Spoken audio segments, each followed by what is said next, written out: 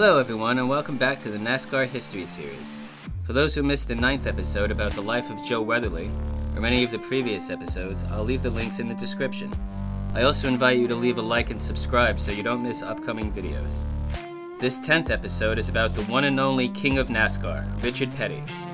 King Richard was born in Level Cross, North Carolina, the son of Elizabeth and famed NASCAR driver Lee Petty. Richard began working for Petty Enterprises, his father's racing company, after he graduated high school in 1955.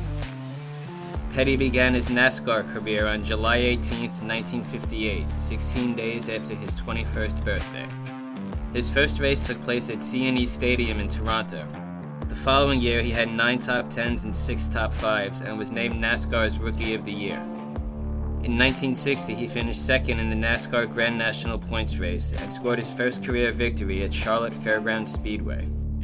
Richard quickly became a dominant force in NASCAR with 8 wins in 1962 and 14 wins in 1963. He finished in second place for the season both years. In 1964, driving a powerful Plymouth with a new Hemi engine, Petty won his first Daytona 500. He had 9 wins for the season and won his first Grand National championship. Participating in Chrysler's boycott of NASCAR because of the organizing body's ban on the Hemi engine, Petty spent much of 1965 racing as a drag racer. Petty Enterprises installed the Hemi in the new compact Barracuda with the word outlawed on the door. On February 28, 1965, Petty crashed at the Southeastern Dragway in Dallas, Georgia, killing an 8-year-old boy and injuring 7 others. Petty, his father Lee, and the Chrysler Corporation, in addition to great guilt, faced lawsuits totaling more than $1 million. With the Hemi reinstated in 1966, Richard had an eventful return to NASCAR, as he became the first driver to win the Daytona 500 a second time. He won 8 races the year he returned and finished in 3rd place for the season. As good as his career had been to that point, 1967 is the year that Petty earned the nickname King. He won 27 of 48 races, including 10 in a row, and he won his second Grand National championship. Both the 27 and the 10 are 2 of those NASCAR records that they say will never be broken. Petty continued to have double-digit wins from 1968 to 1970 and finished in the top 5 each season. This brief period in NASCAR history is known as the Aero Wars. Car makers produced ever more outrageous designs to gain a competitive edge on the track with improved aerodynamics. King Richard was at the center of it all, of course.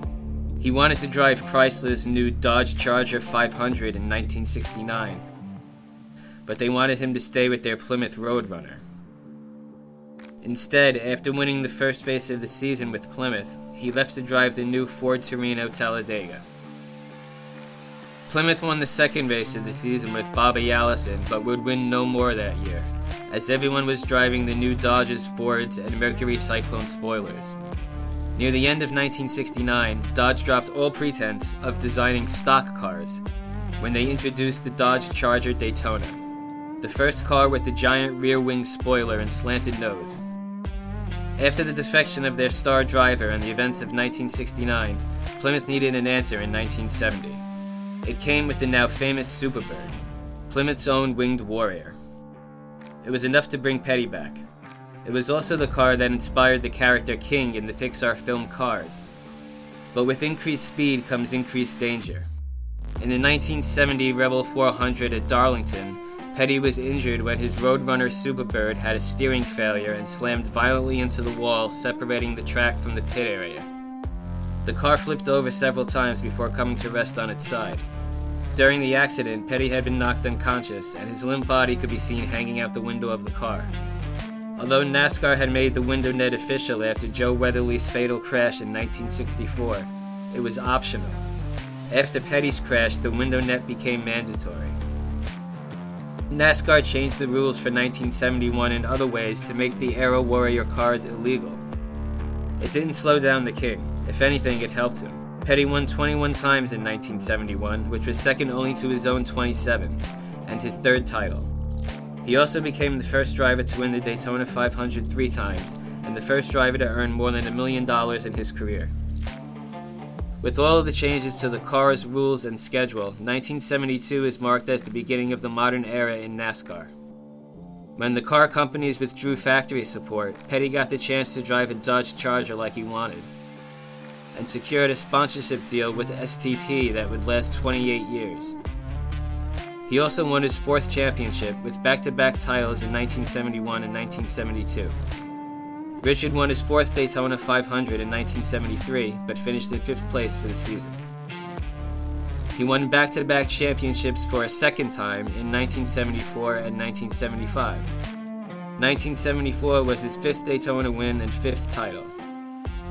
Petty's 13 wins in 1975 is still a modern era record, tied by Jeff Gordon in 1998.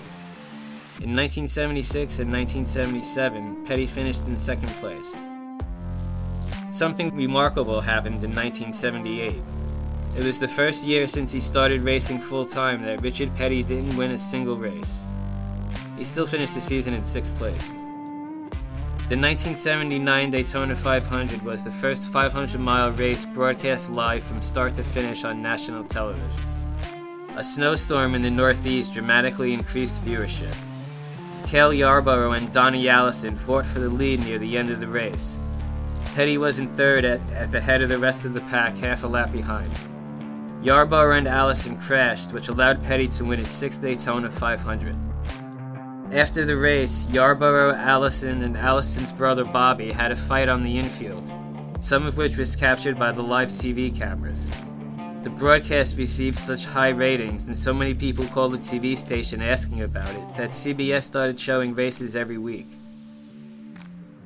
Richard Petty would go on to win his 7th championship that season, a mark that stood alone until Jimmy Johnson tied him in 2016.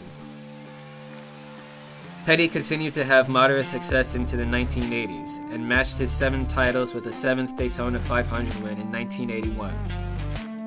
On July 4th, 1984, in what would turn out to be his final victory, Petty won his officially recognized 200th race in the Firecracker 400 at Daytona.